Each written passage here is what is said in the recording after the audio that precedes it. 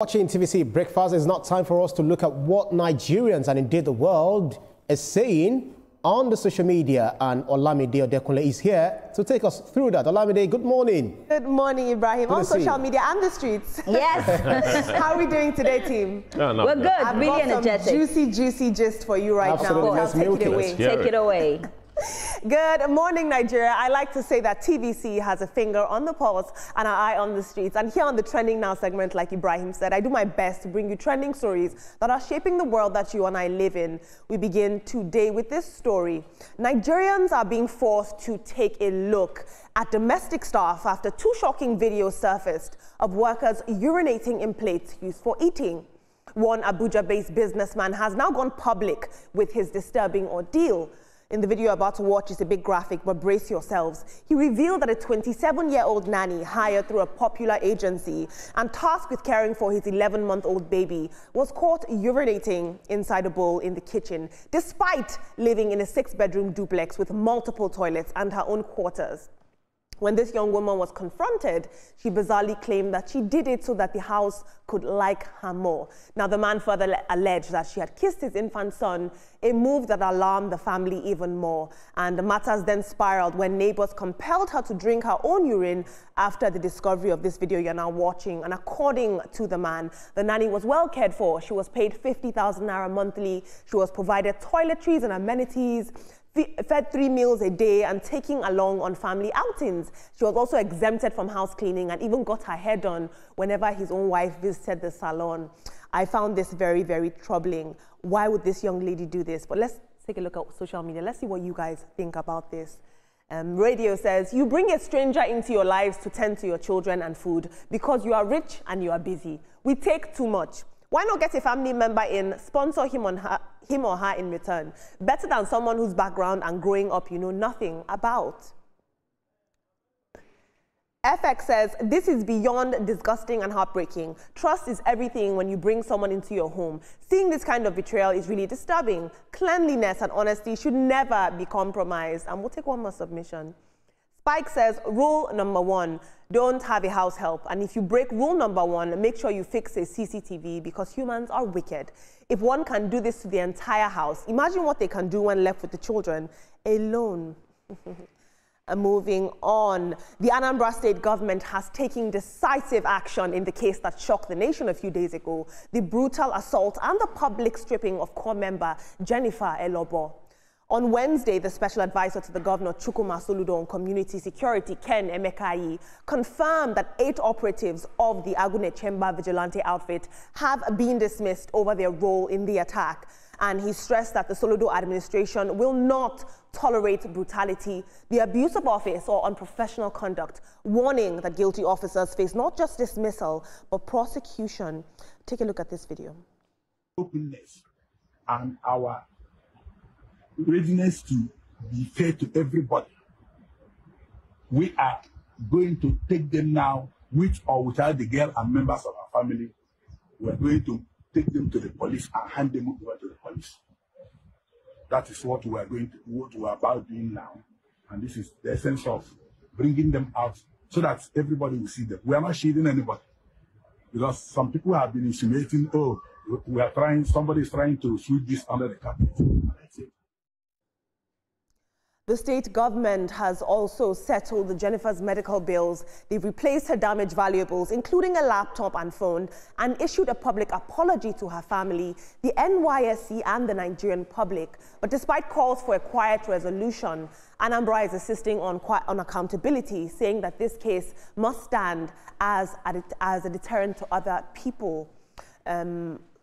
This is very, very interesting, and I'm happy to see that they've been called to book. A lot of worries that people had online, public sentiment, was that a lot of times we parade these people and then later on they're reintegrated into the system when it has died down. But let's take a look at social media. Okaka Odumodu says, their faces should be clearly marked and documented so that the same government will not redeploy them to another axis and give them a different uniform. And Niger Dentist says, every time the same script. Recruit thugs, they abuse citizens, government sacks them for PR, the issue dies down, and then they are quietly reintegrated. Rinse and repeat. Nigeria is addicted to cyclical failure. And finally, Agbalaka says, why were they not stripped naked and publicly humiliated? And Woke says, because that is jungle justice. Two wrongs don't make a right. Team, I find this very disturbing. I want to focus on the case of the house helps, urinating. We've seen 2 cases this week alone. Aside from the inherent health risks in this, I have to question, in this day and age, are housemaids even still ethical? You heard what the man was saying. I feed her. Those are basic amenities. We have this illusion that they are part of our family, and we like to think that, but it's not. It's modern day slavery. Yes. What I will say is that a wicked person is a wicked person. You know, one of the comments you read said, why don't you bring a family member and train the family? If the family member is wicked, then maybe the family member will even do worse. If you have a house help, then you should have CCTV cameras. You should check the house help. Don't just quickly give your trust out like that. And for the Jennifer's case, I just have to touch on it.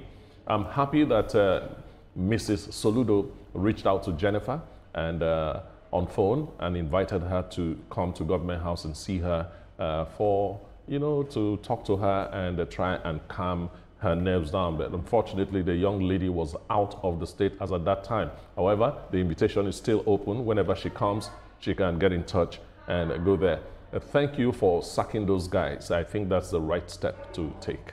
Right. Talking about the house help, that video is as disturbing as it is significant, for a whole lot of people who want to outsource everything that's, supposed to be their, first right to do. But the thing is, everyone is busy. This life is full of busy people because, want to make ends meet. And I love one of the tweets that said, if you feel that you've broken the first rule of not taking a house help, then you have to put a CCTV camera. Come on, this is human. This is just, I don't know. There's something wrong with her because how could you even do that? Because you want them to like you. And to think that they recruited this lady from a very reputable agency. I mean, it's just something out of the ordinary. The Anambra, issue, I love the fact that they've made very important restitution and these guys, these criminals have been arrested. It should not stop at that. They should also try them and ensure that they put them behind bars. All right, and Etoma said something that I really want to agree with. I'm staying with the story of this housemaid. At the end of the day, if you are a wicked person, you're truly a wicked person. And Olamide, we need these people in one way or the other. You cannot do it all alone, you need help. The fact is that, the man was saying that he's paying her 50,000. See, I say this thing all the time. You can give somebody gold and the person will still be wicked. Once the person's heart is dark, the heart is dark. I love the fact that there was CCTV. And I tell you, Olamide, the girl has done more in that house, than just that. This is what was caught. Yes. Absolutely. It's sad to see the extreme that people go. I say it, humans, we are wicked to our fellow humans because how do you tell me you're doing that for them to like you? It's definitely not for them to like you. There's a reason behind that which we do not know. So I pray that that girl will say the truth and I hope that, she's treated the way she's supposed to be treated. I think she should be arrested as well because that can even kill the children. Having urine in the kitchen is, first of all, is not even right. So I'm just hoping that they really, take her to the police station for proper questioning to understand why she would do that. And this is telling everyone that once you have a housemaid or somebody in the house, you need camera. I even say, be it family, whosoever you have in the house living with you, you need to have cameras in the house. In my house, I have cameras everywhere because you can never trust anyone. And then I like the way Governor Soludo acted very fast. I was waiting for that. I trusted he would do it, and he did exactly that. Absolutely, team. Thank you. And when we talk about, local policing and local vigilantes, a solution to insecurity, this is what happens when they're not manned properly. So it's something for us to think about. I'll proceed.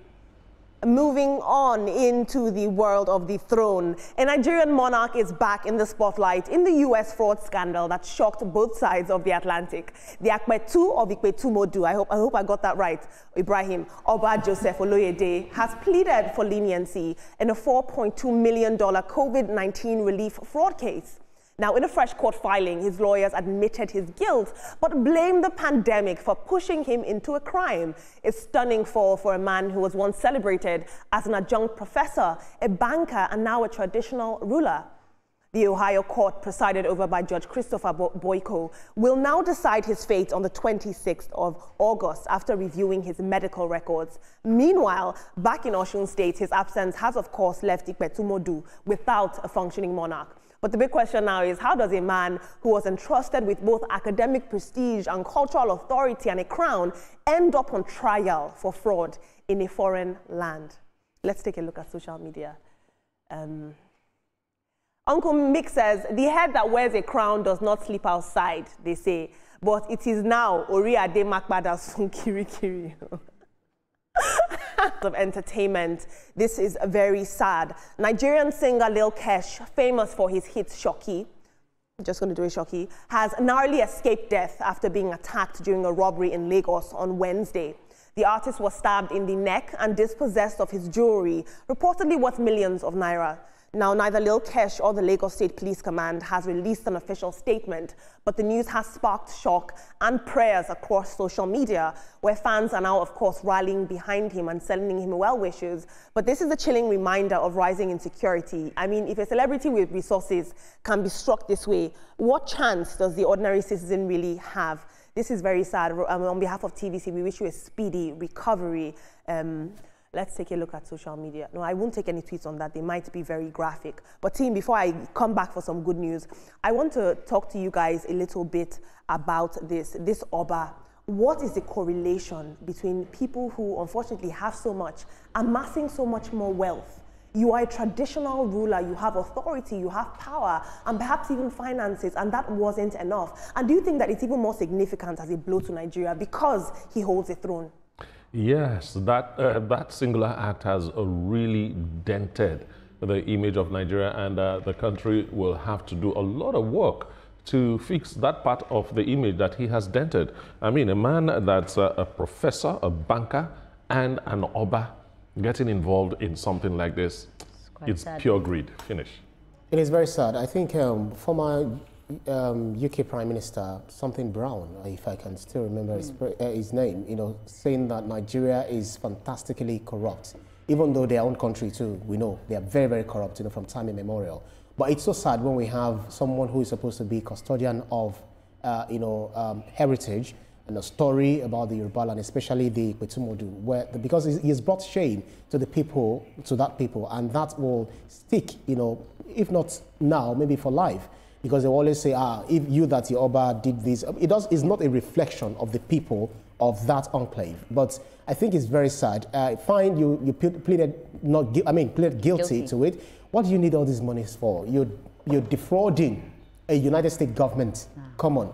So if you're doing that to a United States government, how much have you done to your own subjects? And Ibrahim, I just wanted to add to what you say, the fact that it had to do with health. Where is his humanness, if I will ask, where is it? It's so sad to see that, now you've spoiled the name of Nigeria, you are a king, people are supposed to look up to you, a beacon of hope, and you're doing this. I say it all the time, greed will definitely land you to something that you would not love. And it's not like he's poor, he's not poor, but the love of too much money, this is what happens. But not all Obas engage in this, so please, let's just put him aside and focus on the Obas that we have, that are still truthful. And the Obas that are also belligerents, the warring Obas, they should also, they need those ones to settle fast, very fast. But team, do you know what I find interesting is that his defense is saying the COVID-19 pandemic, the uncertainty of that time, pushed him into this crime. But it should be the opposite. That was a time where people were the most vulnerable, where you should have been the most caring and empathetic, and that was the time you chose to strike. That is not a very good defense by his counsel, if you ask me. Not a good defense at all. But before,